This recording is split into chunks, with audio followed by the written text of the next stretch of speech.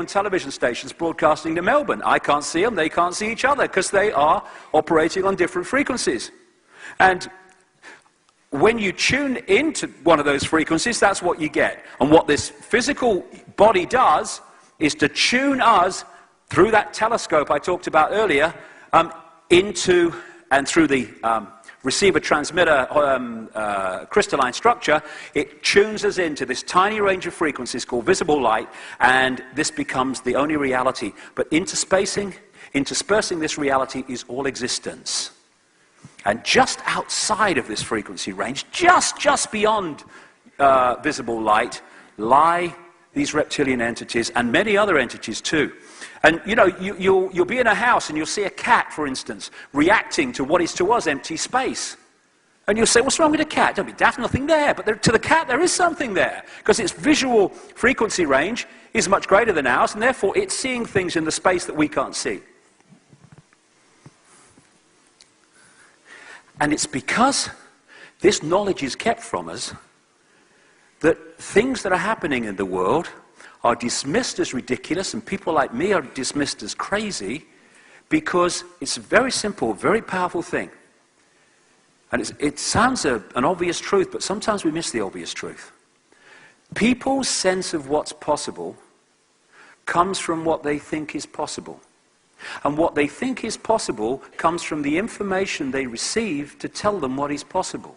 If you suppress the knowledge of what is possible, you suppress their perception of what is possible, and they will laugh in the face of the truth and say it's impossible, when actually, if you understand to a greater level than the mainstream allows you to understand, you realize not only is it possible, it's perfectly bloody logical. So, just as we have ghosts, as we call them, which is energy just outside of our frequency range, and sometimes it just enters our frequency range and we can see it as ethereal. Whereas if it was absolutely on our frequency range, it would look as solid as you and me. It's like a radio station not being quite on the dial. You don't get a sharp reception, you get interference. And in the same way, these reptilian entities lock into these bloodlines and take over their mental and emotional faculties. I've talked to many psychics around the world who have the ability to go further out than the norm in terms of their decoding of sight. And they, many of them have told me how they've seen not just reptilian entities, but other entities too, non-human, who are what they call overshadowing humans as they observe them, and locking into these bottom two chakra points here. The base chakra and the one just above. And what they're doing, because the body's a hologram, is they're locking into that human energy field, and they're taking over its mental and emotional processes and perception processes. Now, let's go back. There you go. Oh yeah, we'll come to that in a sec. It's all about vibration and vibrational compatibility. These reptilian entities are vibrating to a certain frequency. Humans are vibrating to another frequency. What the hybrid idea is about is to infuse as much of this frequency, because that's what it's all about in the end, frequency, because that's the base prime reality of the hologram. It's to infuse as much of this frequency into this frequency to make them as compatible as possible, to allow this age-old recurring theme right up to the present day of possession to take place. And it's much easier to possess something that you are in vibrational resonance with, or much closer to it, than something that's very much further out. And so these hybrid bloodlines basically are there to create the vehicles that these reptilian entities just outside of this frequency can then take over. And they are manipulating this world through apparently human bodies, when if you could see further out, you would see anything but a human overshadowing these people that are in the positions of power.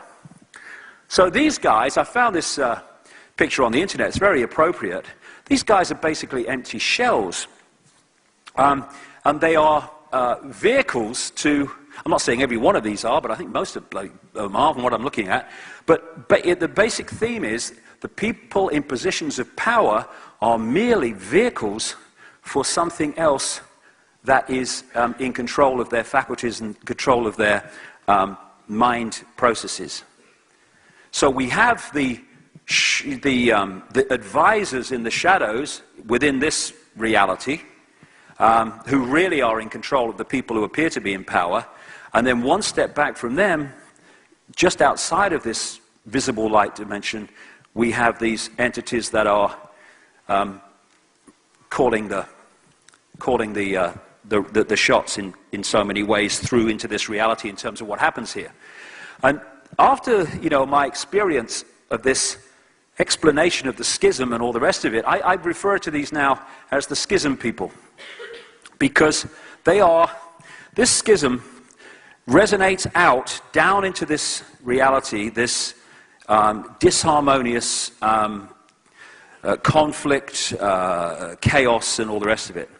And as it plays itself down into this reality, it manifests itself in various ways.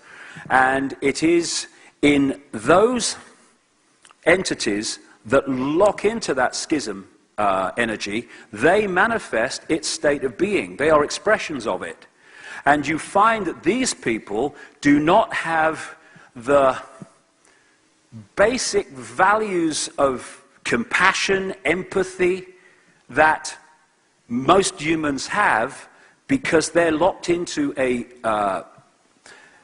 deeply disharmonious and imbalanced consciousness that manifests out those values. And so to these people, pepper bombing Baghdad, they have no emotional consequence for that at all, because they have no empathy. Whereas we couldn't do it because we would have empathy with the consequences for others of their actions. And so they are operating on a completely different point of observation of life, reality, than we are. And therefore, anything goes with these people because of that. And these schism people, as they've taken control of human society, have created what? A human society that represents that schism. It's division. It's fighting with each other. It's trying to compete with each other, dominate each other, top dog, up the greasy pole. They're all manifestations of this basic energy disharmony. And so it goes up the levels from the human up through, eventually, to this schism energy. And all these things are manifestations within the decoded holographic world of the state of disharmony of this energetic schism, which has affected life in this reality, this part of it anyway, so fundamentally. So you have these reptilian entities, I'm sure other entities too, but the reptilian thing keeps coming up, who take over the thought process and mental processes. And we see the human when we decode that energy field of human, but behind it is something looking very different. Someone sent me this picture. It may be just a play of the light, but it's symbolic of what so many people see. Some people see full body shifts. Talk to those people all around the world.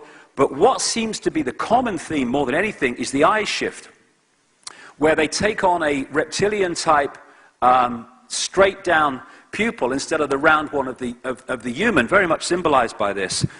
And a few weeks ago, a scientist friend of mine called me and said he'd been chatting to an acquaintance of his who's just been doing, I don't agree with it, but he's just been doing research into iris scan technology, which led him to look very closely at 2,300 eyes as part of this research. And his friend didn't know anything about my stuff at all. He was just in a conversation, and he said that around 4% of the eyes that he looked at very closely appeared to be of reptilian type and appearance, which is maybe about the percentage we're looking at. Someone sent me this with Father George Bush. I don't know, I think that's, again, a play on the light, almost certainly, but so symbolic. because I know a number of people that have seen this guy shift. Yeah, there's a magazine, it's called Fortean Times or something. A few years ago, they ran this front page picture, you know, taking the mick out of me. And I said, thank you very much. That was very symbolic. I love that. Thanks very much. And so you find a few of these pictures on the internet now as it gets around. Hey, there you go. And one of the things that I've looked at very closely over the years, particularly towards the end of the 80s and early across 2000 and so, are the mind control projects